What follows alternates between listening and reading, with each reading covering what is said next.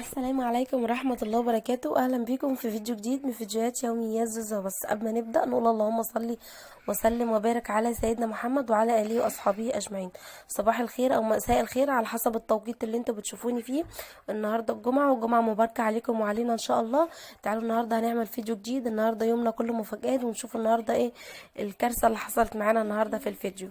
طيب النهاردة بقى قلنا النهارده الجمعه كانت الميه عندنا قطعه، وانا بصراحه طول ما الميه قطعه مش بعرف اعمل اكل، مش بعرف اعمل اي حاجه. الحمد لله اللي انا كنت مبيته المطبخ بتاعي نضيف وما كانش عندي مواعين ولا كان عندي اي حاجه. قلت طيب هنعمل ايه؟ قلت بقى هعمل سمك. بصراحه السمك هجيبه من بره وافلفل بس كده جنب منه شويه رز، طبق رز كده اهوت وكده تبقى خلاص ايه، عشان خاطر ما اعملش اكل في البيت عشان خاطر الميه قطعه وما عنديش بصراحه ميه خالص. وانا لازم اي نوع لحوم او فراخ او الكلام ده لازم اغسلها تحت الميه مره واتنين بصوا وتلاته. طب الانبوبه وانا الميه عملتها معايا وفضيت والله مسكتها حتى حركتها هنا اهوت. استنى يا لوكا، مسكتها وحركتها مش راضيه تعمل خالص، مش راضيه تولع. وانا بصراحه ما عنديش استبن، وحتى كنت مطلعه حله عشان اعمل فلفل بطماطم يعني كده. فانا بصراحه ما عنديش استبن، فشكلي كده هاخد الاكل واروح اعمله عند اختي. بص والله يعني مش عارفه اعمل ايه. يلا الحمد لله. شوفوا بقى هنكمل ازاي وهنعمل ازاي ونقضي يومنا ازاي مع بعض. خبط.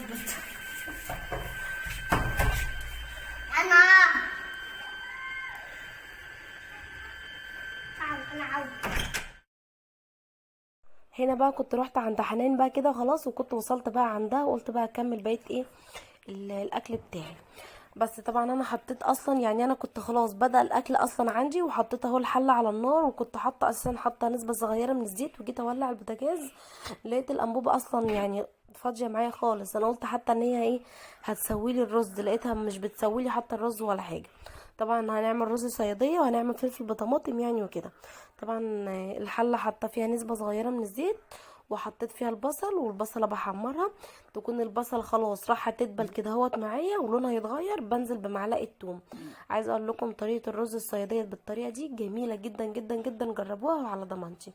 بس بعد ما البصله تكون خلاص بقى دبلت واللون بتاعها اتغير، ما بحطش التوم مع البصل عشان التوم بيتحمر بسرعه قبل البصل وعشان ما يتحرقش مني. كده انا بقى خلاص البصله دبلت معايا واللون بتاعها اتغير، نزلت بمعلقه التوم، فضلت بقلب فيها كويس قوي ولحد ما اللون بتاعها يتغير، وحطيت بقى ايه الملح و... وهفضل اقلب فيه. بعد كده بقى احط الميه بتاعتي عشان خاطر ايه تغلي يعني وكده. طبعا هنا الميه كنت حطيتها وكانت غليت كده اهوت خلاص. هنزل بقى كده ايه بالرز بتاعي. الرز بتاعي نضيف وغسلاه ومصفياه من الميه وكله بقى تمام. هنروح بعد كده احنا ولعنا على الرز لحد ما يتشرب وينستي معانا. اعمل الفلفل بطماطم معايا على طول عشان بس ايه اكون مخلصه بدري بدري كده، عشان برضو ما ايه ما اخدش وقت يعني وكده. هقلب الرز الاول كده هو تقلبتين حلوين عشان خاطر بس ان انا اسويه اهو. طبعا هو جه هنا كان في المقطع ده كان عايز ميه تاني، وانا رجعت بعد كده حطيت له ميه تاني يعني وكده. هو بصوا كده كان عايز ميه، انا طبعا زودت له الميه وسبته بقى إيه لحد ما يتشرب. بعد كده رجعت وطيت النار عليه. هنا بقى جبت بصلايه صغيره قطعتها مكعبات مع معلقه توم، وحبيت بقى ان انا احمرهم كده اهوت مع النار. الفلفل بطماطم البصل مع التوم بيديكي تكايه جميله وطعم كده جميل جدا، البصله مع التومه كمان. بس هسيبهم بقى كده اهوت يتحمروا، مش يتحمروا ان هم يتحرقوا، لونهم بس كده يتغير ويتبلوا بس يعني ايه كده اهوت. عندي بقى انا طماطم مقطعاها مكعبات صغيره، هنزل بيها دلوقتي زي ما انتوا هتشوفوا كده اهوت هنزل بيها. بس اسفه جدا على التصوير، مش عارفه اصور لاني انا ماسكه التليفون بايدي وبصور بايد كمان. كانت اختي كانت موجوده، وبنت اختي كمان كانت موجوده. بس ايه انا اصلا يعني انا مسافه ما انا رحت لهم بخبط كده على الباب، هم اصلا كانوا بيتغدوا، فانا سبتهم هم بيتغدوا ودخلت انا على المطبخ اتعامل مع نفسي بقى ايه اعمل بقيه الاكل مع نفسي. عشان خاطر كده ما كنتش عارفه اصور، كان ممكن اخلي شهد تصورني، شهد اللي هي بنت اختي حنان، او كنت ممكن اخلي اختي حنان تصورني، بس هم كانوا في الوقت دوت كانوا بيتغدوا، وانا بقى كنت واقفه في المطبخ مع نفسي يعني ايه بعمل الاكل وكده. بس فانا مش عارفه المقطع هو بيتعاد تاني ليه بصراحه. هنا بقى كان اللهم صل على النبي، كنت هقول ايه هنا بقى كنت حطيت الكمون وكنت حطيت ملح وكنت حطيت ربع معلقه من اللي هي السبع بهارات جميله جدا، وسبت الطماطم تدبل. بعد كده حطيت الفلفل ودي طريقة الفلفل بالطماطم بتاعتي يعني بصراحة. هنا بقى بصوا الاكل، عملنا سمك مشوي جاهز من بره، وفلفل بطماطم اللي انا عملته، والرز الصيادية، وكمان لقيت جوزي جايب لي سمك سنجاري من بره. فانا عامه بصراحه السمك السنجاري انا ما بحبوش من بره، يعني انا بحب ان انا اعمله انا بايدي انا في البيت، بس لقيته هو جايبهولي يعني من بره. هنا طبعا كنت بوريكم كمان المسقعه دي كنت واخداها من عند اختي، لان اختي برضو كانت عامله نفس النظام. اختي حنان كانت عامله سمك برضو هي كمان، فكانت عامله جنب منه مسقعه يعني وبرضو كده. فجيت بقى انا خدت من عندها طبق مسقعه وانا ماشيه، قلت جنب السمك برضو كده. ادي الفلفل بطماطم، بصوا، وادي كمان السمك المشوي، وادي المسقعه اللي احنا خدناها من عند حنان، وادي الرز الصياديه. وده كان الغدا بتاعنا النهارده، سهل وبسيط. النهارده عايزه اقول لكم كان يوم كله قلبان كده ومواقف غريبه، هحكي لكم عليها ان شاء الله وانا ايه بغسل معاكم في المواعين يعني وكده. هنا بقى كنا اتغدينا وخلصنا والحمد لله. هبتدي بقى ان انا ايه بعد الغدا على طول لازم، بصوا طالما في سمك لازم ما استناش، لازم كده يعني قبل اي حاجه، قبل ما اعمل حتى الشاي، ان انا على طول كده بعد الغدا ان انا امسك المواعين كده اغسلها عشان ما تقلبليش بس ريحه المطبخ زفاره، عشان انتوا عارفين بقى ريحه السمك يعني وكده. وكمان بصوا لازم اتخلص من كل حاجه، يعني أنا طبعا كل المواعين اللي انتوا شفتوها دي، الكبه اللي انا كنت ضاربه فيها البصل، والاطباق بقى اللي كنا بنتغدى فيها، وكنت مفضيه بقى حله الرز. يعني انا عايزه اقول لكم ما بدخلش عندي اي حله التلاجة عشان احافظ على التلاجة، وكمان برضو بيبقى شكل التلاجة حلو وانا مفضية الاكل في علب من علب التلاجة وحطها فيها يعني وكده. وكمان لو حطيت الاكل زي ما هو كده بواقي الاكل حطيته بالحلل بتاعته وحطيته في التلاجة هيبوظ لي التلاجة، وشكل التلاجة كمان عندي هيبقى الشكل مش لطيف والشكل كمان مش حلو. فانا بواقي الاكل بعد ما بنخلص كده الغدا، لما بيتبقى اكل بحطه في علب من علب التلاجة وبدخله عندي التلاجة يعني ايه لتاني يوم لو حد جاع شوية كده بس. فانا همسك المواعين دلوقتي اتخلص كلها منها، هغسلها كلها، وكمان بتخلص من باسكت الكمامة، عشان باسكت الكمامة بيكون فيه القشر بتاع السمك يعني وايه، والبواقي اللي هي القشر بتاعت السمك يعني وكده، فلازم هو كمان ان انا اتخلص منه يعني وكده. يا سلام بقى بعد لو خلصت المواعين بتاعتك ولعي عود بخور، عايزه اقول لكم بتخلي ريحه المطبخ تحفه، بالذات كمان بعد السمك. لا بتشمي بقى ريحه زفاره عندك في المطبخ ولا اي حاجه. انت طالما اصلا غسلتي مواعينك وتخلصتي من ريحه السمك الباسكت بتاع الكمامه يعني وكده، مش هتلاقي ريحه سمك عندك ولا اي حاجه. عايزه اقول لكم اليوم ده بصوا كان غريب ازاي بقى. احنا الانبوبه بتاعتنا خلصت وانا رحت خدت زي ما انتوا شفتوا كده، رحت خدت الاكل ورحت سويته عند حنان. حنان دي عشان بس اقول لكم حنان على طول، حنان دي اللي هي اختي يعني وكده. بس يعني الحمد لله ان انا بيتي جنب بيتها، يعني عشان لما بيحصل اي حاجه بنروح ونيجوا يعني على بعض يعني وكده. هي ساعات برضو الانبوبه بتاعتها بتفضل تيجي تعمل عندي، وانا الحمد لله يعني ان لحقت نفسي ورحت بقى خلصت ايه عملت الاكل كان عندها. بس عايزه اقول لكم بعد ما اتغدينا وخلاص وغسلت المواعين، جوزي بقى اتصل بالراجل بتاع الانابيب عشان خاطر يجيب الانبوبه. الانبوبه طلعت مش راضيه تركب.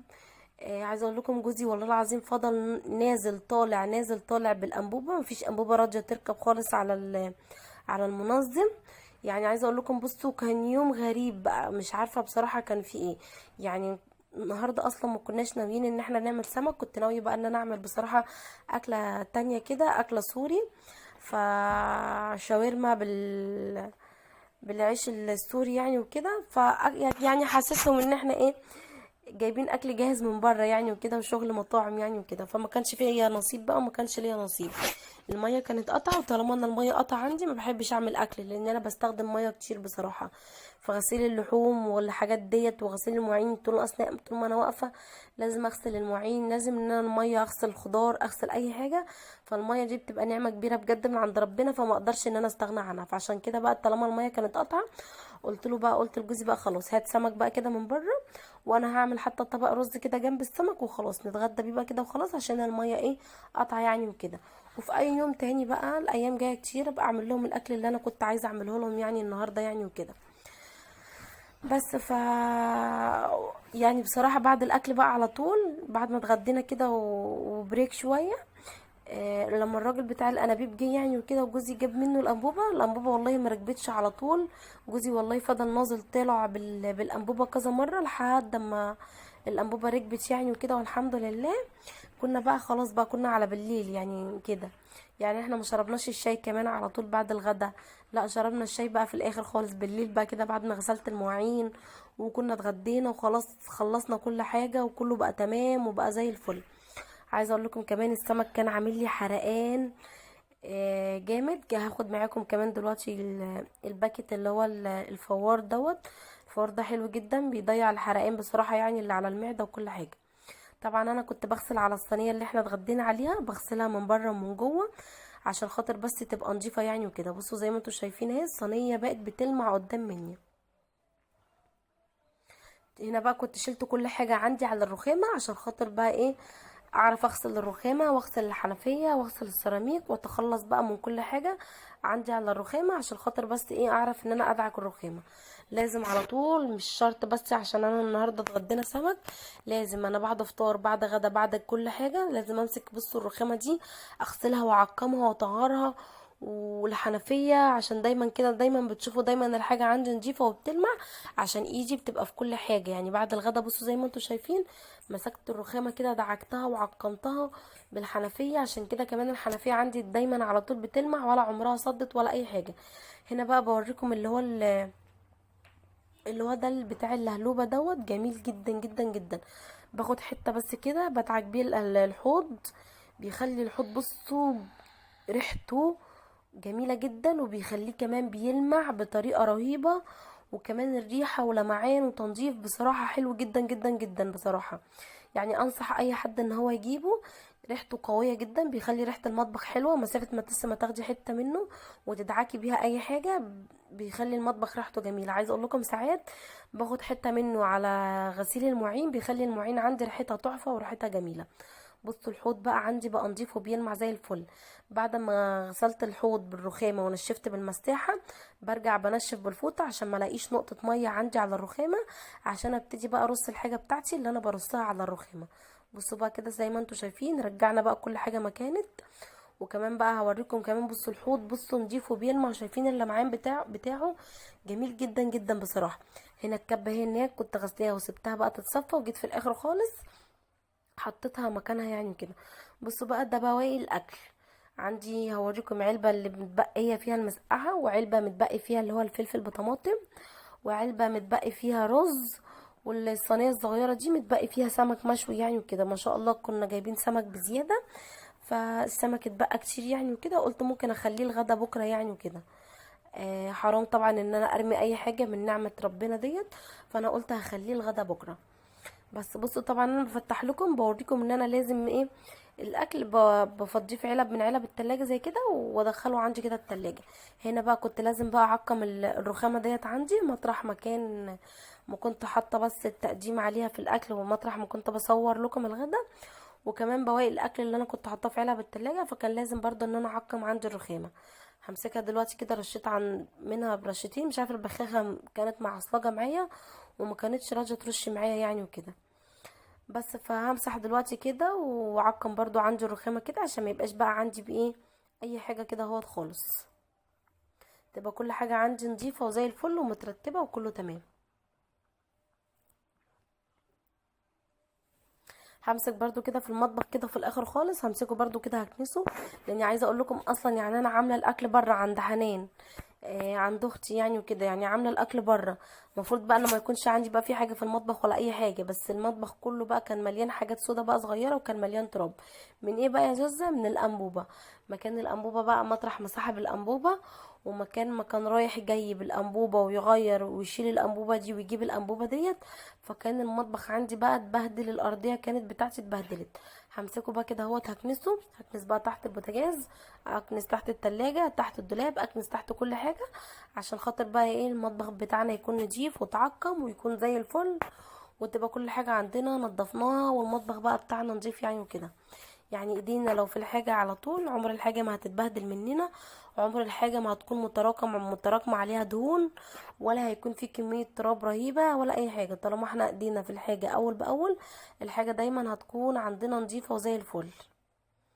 بس طبعا انا بجمع الاتربة عندي نهوت كده هوت في المطبخ على جنب، لان ما ينفعش ان انا اطلعها بره على الطرقة، لان انا بقيت الشقة عندي نظيفة يعني وكده، عشان ما بهدلش الدنيا تبقى بره وجوه. بس فهنا بقى كنت بوريكم، بصوا كمان عشان ريحه السمك وكده كبيت شويه كلور في الارض ومسحت كده اهوت بالخيشه. ما رضيتش بقى ان انا كمان اصور معاكم عشان الفيديو بس ما يبقاش طويل.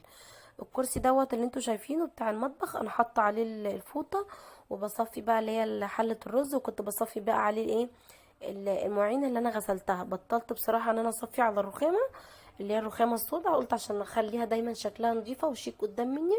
فبصفي على الكرسي، والكرسي بحط عليه فوطه وبصفي عليه. هنا بقى كنت باخد كيس فوار، لاني بصراحه السمك كان عامل لي حرقان جدا بطريقه رهيبه، يعني مش عارفه ليه. اول مره كان يعمل لي حرقان كده، فخدت كيس فوار قلت عشان يريح معدتي يعني شويه. وبعد كده بقى خلصنا المطبخ وكله بقى تمام وزي الفل. قلت بقى اروح اعمل لي بقى كوبايه شاي كده واقعد بقى في وسط عيالي وارتاح بقى كده هوت شويه من المطبخ وغسيل المواعين والكلام ده كله يعني وكده. وكمان عشان نزلت النهارده لما رحت كمان عملت الاكل عند حنان اختي، فطلعت كمان عندها الدور الخامس. فبصراحه يعني حاسه النهارده ان انا كمان تعبت، مش اخده كمان على الطلوع والنزول. فحاسه بصراحه ان انا النهارده تعبت، يعني بروح واجي في شقتي بنظف وبروق وبعمل كل حاجه، بس ان انا اطلع بره الشقه الطلوع بيبقى بالنسبه لي صعب بصراحه. بس فعشان كده كنت حاسه ان انا تعبانه. هنا بقى كنت خلاص بقى كنت حاطه ميه تغلي على النار عشان اعمل كوبايه شاي. طبعا عايزه اقول لكم في الوقت دوت كان اولادي بقى كانوا قاعدين بيتفرجوا على التلفزيون على مسرح مصر. طبعا يوم الجمعة كل يوم جمعة مسرح مصر بيجي بالليل الساعة 8، فأولادي بيحبوه جدا. فأنا بقى كده خلاص خلصت المطبخ وكله بقى تمام. أطلع بقى كده أقعد في وسط عيالي نتفرجوا بقى على فيلم كوميدي، مسرحية حلوة زي مسرح مصر. اذاكر مثلا لاولادي شويه، اقعد شويه اقعد على النت شويه. بس بصراحه ما بقعدش على النت لاني انا اصلا ما عنديش اللوتر يعني وكده. ادعوا لي بقى ان انا اركب اللوتر كده عشان خاطر اعرف اقعد على النت يعني وكده. بصوا طبعا احنا مضلمين الدنيا بره وما بنخلوش مثلا انوار كتيره ومنوره، يا دوبك بس لو انا في المطبخ بتبقى لمبه المطبخ هي اللي منوره ولمبه الطرقه، اكتر عن كده ما لا بصراحه. هنا بقول لكم بصوا كوبايه الشاي طفينا المطبخ، بصوا الاضاءه جميله ازاي بتاعه المطبخ. هروح بقى عندي كده على اوضه المعيشه، احط بقى كده كوبايه الشاي على الترابيزه واقعد كده بقى احط الكرسي جنب الترابيزه كده عشان خاطر كوبايه الشاي. ونشوف هنتفرج هنجيب ايه دلوقتي. هوريكم دلوقتي عيالي كانوا بيتفرجوا كمان على ايه. هجيب بس كده اهوت الكرسي. عايزه بقى اتمنى النهارده يكون الفيديو عجبكم وحاجه جديده، والله بحاول على قد ما اقدر كل يوم ان انا اغير لكم من الفيديوهات. النهارده بقى ولا جبت لكم تنظيف شقه ولا فطار ولا المشروب بتاعي الجميل اللي انا بحب اشربه على طول كده اول ما اصحى، النسكافيه او قهوه باللبن او المشروبات الكافيهات السخنه. فبحاول ان انا برضو اغير لكم والله من الروتينات على قد ما اقدر يعني وكده. هنا كنت بوريكم مسرح مصر يعني شغال، وبصوا بره نور المطبخ عامل ازاي جميل. اتمنى بقى النهارده